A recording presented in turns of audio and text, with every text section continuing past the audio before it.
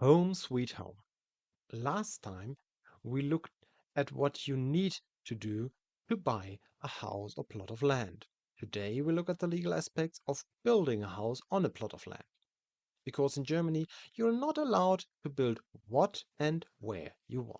Welcome to YD. Why do Germans do things the way they do? Building regulations were already used in ancient times, mostly for fire protection. In ancient Rome, it was defined how and how high houses could be built, and in the Middle Ages, the law of the pole applied. Anyone who built too narrowly so that the about 5 meter long pole could not longer fit across a royal street had to demolish their house. In Germany, there are various regulations, both private and public building law. Like the fire protection regulations back then, there are also such regulations in public building law today. Firstly, however, it must be building land. So you can buy land as a field or forest, but you're not allowed to build there. And if you have bought an old house there, it may well be that it is only protected and you are not allowed to change or extend it.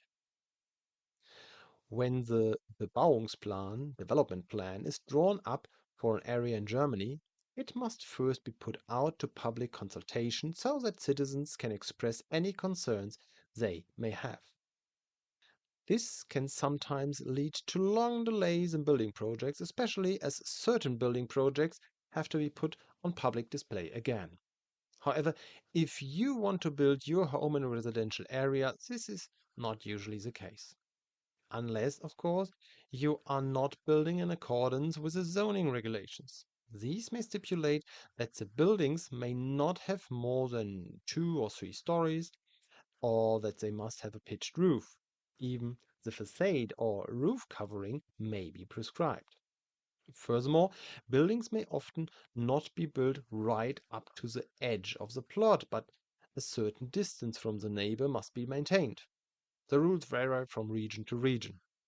In Bavaria, there is even a window law which, at the neighbor's request, prohibits windows that are too close to the neighboring property from opening out.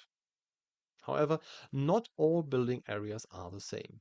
The city or municipality's land use plan defines what kind of area it is. There are a few others, but essentially they are residential areas, mixed use areas, commercial areas, industrial areas. A purely residential area naturally has residential buildings, but also daycare centers. In exceptional cases, there are also things that are permitted in the general residential area. In a general residential area, this would also include supply business such as supermarkets, clothing shops, shoe shops, but also pubs and restaurants, and non-disruptive craft businesses. A shoemaker, a tailor, or a painter will not be a nuisance, and bakers and butchers will even provide supplies. Facilities for ecclesiastical, cultural, social, health, or sporting purposes are also possible. In exceptional cases, petrol stations, hotels, or horticultural businesses may also be permitted. Old businesses are often protected. In city centers, there are often shops on the ground floor and flats above. In mixed-use areas, there are both residential and commercial buildings, horticultural businesses, and administrative facilities. In commercial areas, there are almost exclusively warehouses, shops, administrative and office buildings, and lorry traffic is usually permitted from 6 in the morning until 22 in the evening for deliveries. Everything that has not yet been mentioned in terms of industry then goes into the industrial zone. In exceptional cases, residential buildings can also be located in both commercial and industrial areas if the owners or managers live there. You may recognize the villas of industrial magnates.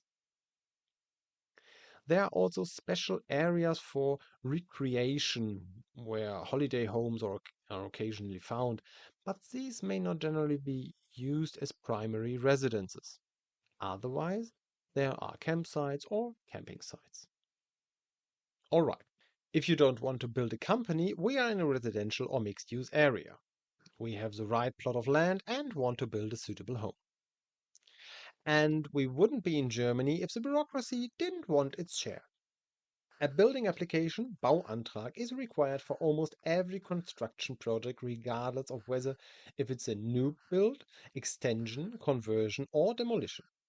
All details vary from state to state, but if it is not a small wooden garden shed or a carport, then it's very likely that you will have to submit a building application. An architect or civil engineer is usually required for the building application. The advantage is that they know exactly what needs to be submitted. A master craftsman may also have the appropriate qualification, for example, to certify the structural calculation. Preliminary building inquiries, Bauvoranfragen, are often submitted for large projects. If you would like to build a very special house, perhaps in the style of your home, it may be better to submit a preliminary building inquiry to be sure that you are permitted to do so. In case of minor deviations from the development plan, the city may also allow an exception as part of their authorization, perhaps a roof pitch of only 20 degrees instead of a minimum of 25 degrees. But a small Taj Mahal in the middle of two-story slate roof detached houses will probably not be allowed. It's a bit different, but if all the paperwork is in order, then it will probably take 3 or 4 months between the planning application and the planning permission. Only then you are allowed to start building. Without planning permission, the building is illegal and must be demolished at the owner's expense. The building application costs around 0.5% to 1% of the construction sum, but at least €100. So if you want to build a house for €500,000, you will pay between €2,500 and €5,000 for the planning application. How you want to build is up to you, as long as the result corresponds to what is permitted at the location. There are the first buildings from a CD printer, there are prefabricated houses or conventional construction methods with building blocks. There is also nothing to say against half-timbered construction. Sometimes container modules are also used. This is rarely the case. Many builders use architects or general contractors who offer everything from a single source. However, you can also commission each trade individually. The general contractor has the advantage that you only have to contact one organization if something goes wrong. It starts with the excavation pit, the cellar or the floor slabs, the walls, and the roof truss. Once this is in place, there is a traditional topping out ceremony, Richtfest in German. All the workmen, family, and friends are invited and toast to the builder's good fortune. A little money is added here, but this is a celebration with craftsmen in a shell of a building. It doesn't have to be classy, it has to be traditional. If you are building a prefabricated house, you can often specify the degree up to the final finish. The more you help yourself, cheaper it becomes. In principle, this also applies to conventional houses. However, you should agree exactly what you want to do with the tradesman, as the tradesmen provide a guarantee for the building. As soon as you start building, you need insurance. There is no insurance obligation for the plot of land alone, but this changes from the start of construction. Even an existing house needs at least a building's liability insurance to cover damages caused to others. For example, if an icicle damages a parked car. And you probably also want to insure the house in case of fire breaks out, a storm affects the house, or something similar. Such insurance is often also the basis for a corresponding mortgage. How you fit out and furnish the inside of your house is up to you. You can install all the great German windows and then regularly air the window in the German style, the German Lüften.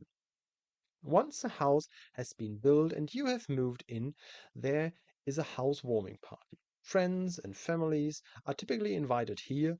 It is usually a nice evening or an afternoon in the weekend. I also recommend inviting neighbors.